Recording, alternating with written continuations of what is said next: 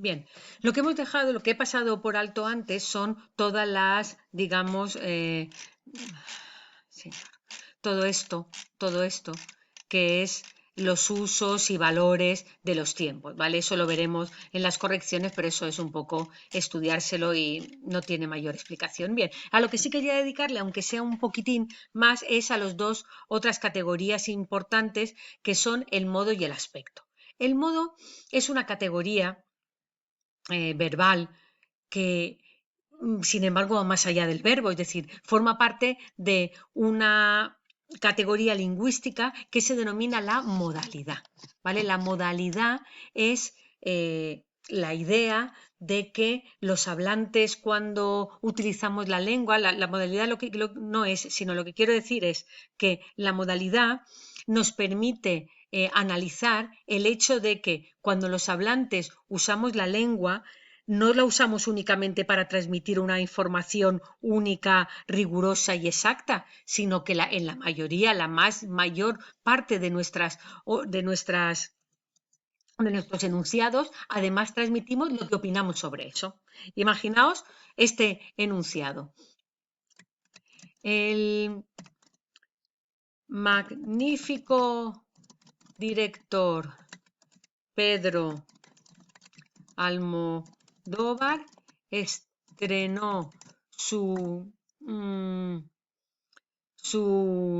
maravillosa película el pasado 2 de abril. Vale, ¿qué tenemos aquí? Aquí tenemos, por una parte, una información a que llamamos dictum. La información dictum es la información objetiva. ¿Qué vamos a poner aquí? El director, vamos a poner en negrita, el director Pedro Almodóvar, ¿vale? Estrenó su película el pasado 2 de abril. Todo eso lo podemos considerar lo que llamamos dictum, es decir, la información referencial. Ahora, qué ha colado por ahí en medio el hablante? El hablante ha colado por en medio lo que llamamos el modus, es decir, lo que piensa de eso. El magnífico director Pedro Almodóvar estrenó su maravillosa película, pero ojo, con el mismo dictum podríamos haber dicho el estrafalario director Pedro Almodóvar estrenó su pésima película. El dictum habría sido el mismo. Pedro Almodóvar estrenó su película el 2 de abril, pero el modus es completamente diferente, que es maravillosa, pésima, magnífica, magnífico o estrafalario. ¿Vale? Así que eso es la diferencia entre modus y dictum. Se manifiesta en la lengua a través de muy distintos procedimientos, uno de los cuales son los modos verbales. ¿Vale? Los modos verbales. En español, el español distingue tres modos fundamentalmente, el indicativo, el subjuntivo y el imperativo. Tres modos que permiten realizar actos de habla o, digamos, manifestar, expresar la realidad de manera diferente. El modo indicativo, que es este que estoy señalando ahora, es el que nos permite expresar la realidad como un hecho, que ocurre o no ocurre. El coche está en el taller, el coche no está en el taller, digamos de una forma más o menos que se puede someter a los criterios de verdad. Está, no está. Vale. Por otra parte, tenemos el modo subjuntivo que nos permite expresar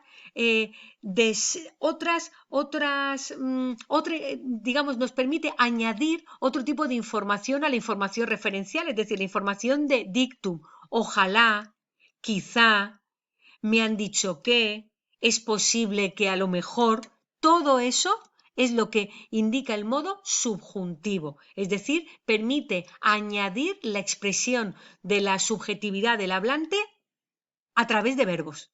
Y por otra parte tenemos el modo imperativo, que es el que nos permite realizar actos de habla directivos, es decir, dan órdenes, consejos, de alguna manera haciéndolo a través de una forma verbal que es el imperativo. ¿vale? Así que ahí tenemos las tres grandes espectros del modo. El modo de la realidad, digamos, de la expresión de lo real, que es el indicativo, obviamente el más amplio.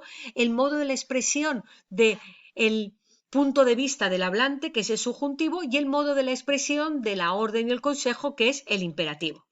¿Vale? El modo subjuntivo, fijaros, es un modo muy particular de algunas lenguas y una de las que los tiene más desarrollados es el español. Y con esto estoy segura de que nuestras compañeras de lengua española no materna, estoy pensando en nuestras compañeras de Malasia, Alemania, Irán, China, ellas seguro que les ha costado un montón, Italia, que les ha costado un montón aprender a usar el subjuntivo, ¿vale? Porque el subjuntivo en español pues tiene unas características que nosotros como hablantes nativos las reconocemos muy bien y somos capaces de expresar muy bien, pero que no es tan fácil asumir. En realidad, el modo subjuntivo, fijaros que en las oraciones simples solamente se puede utilizar de dos maneras distintas, con ojalá y con quizá.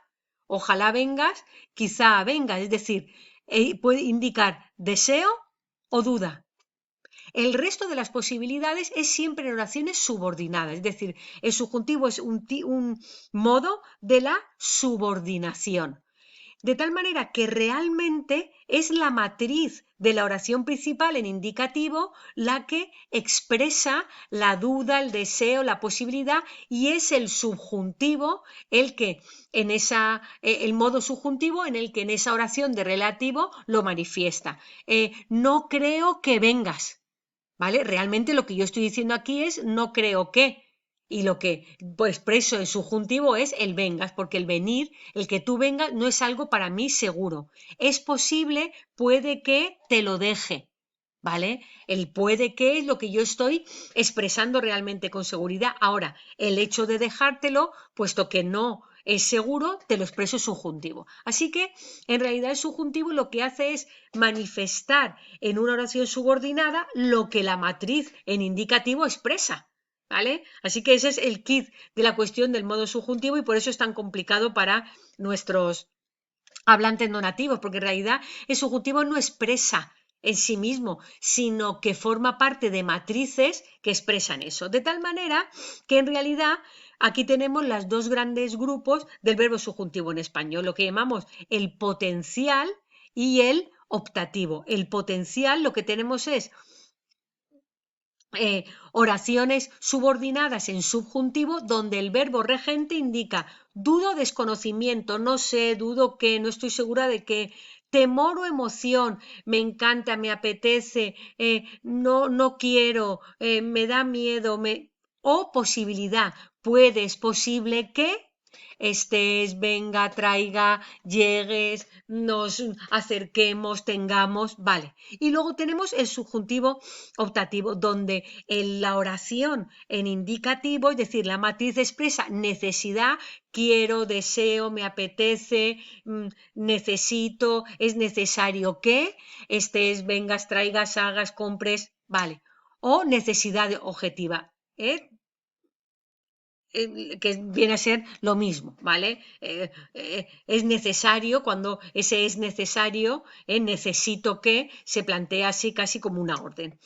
Y luego, así que eso es lo que vamos a aprender aquí el subjuntivo, porque ya veis que la sintaxis y la correlatio temporal entre indicativo y subjuntivo, eso se estudiará al hilo de las oraciones subordinadas de las que forma parte luego en la sintaxis de la oración compuesta, que nosotros aquí, ya sabéis, no tocamos. Y luego tenemos el modo imperativo, que lo que indica es una forma de expresar como dice aquí, la función apelativa de la lengua, es decir, el modo el modo imperativo siempre está dirigido al tú, ¿vale?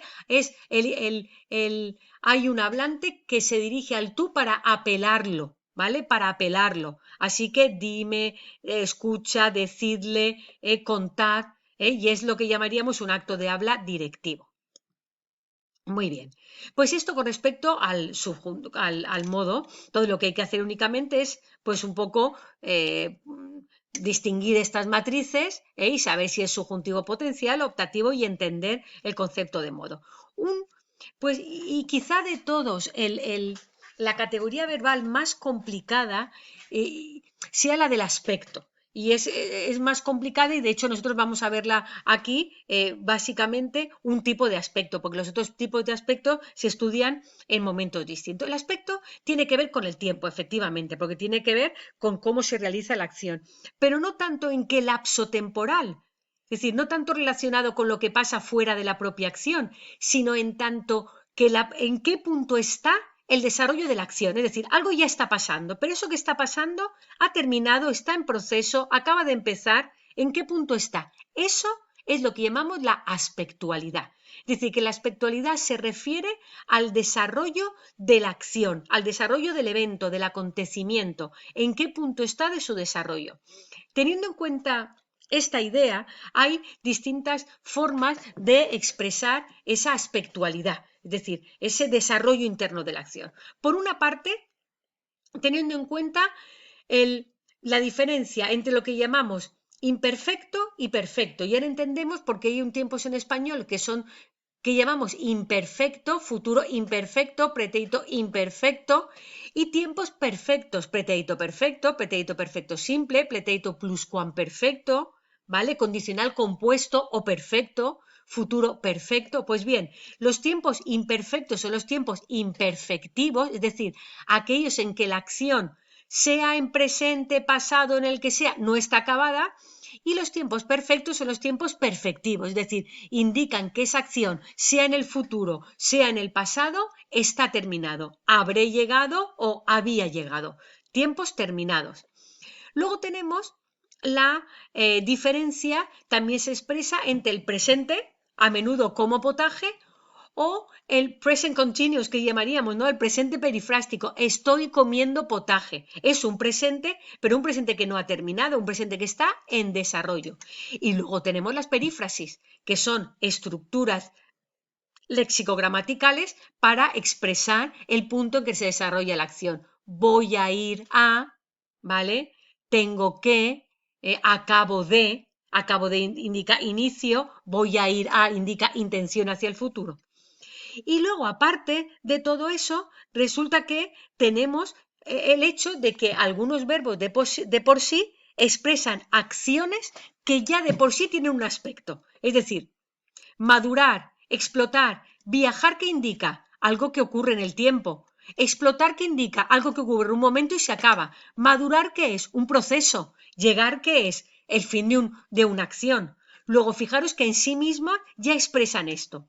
Todo lo que hemos llamado tipo A, todas estas primeras se llaman aspecto flexivo, porque dependen de bueno, en un sentido estricto, el A1 indica aspecto flexivo. ¿Por qué? Porque depende de la flexión verbal.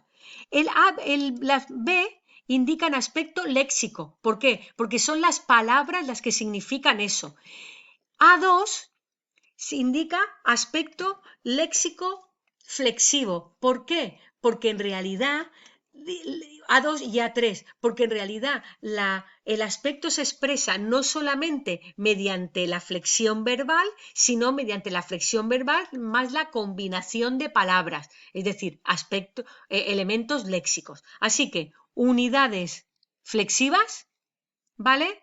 Unidades flexivas, estas de aquí, unidades léxicas y unidades léxico-flexivas. Estas de aquí.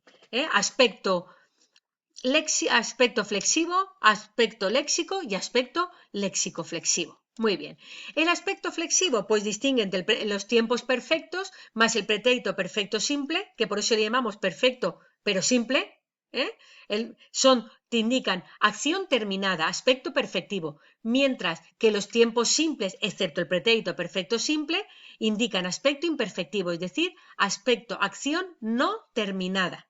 Bien. Eso es lo fundamental que nosotros vamos a manejar.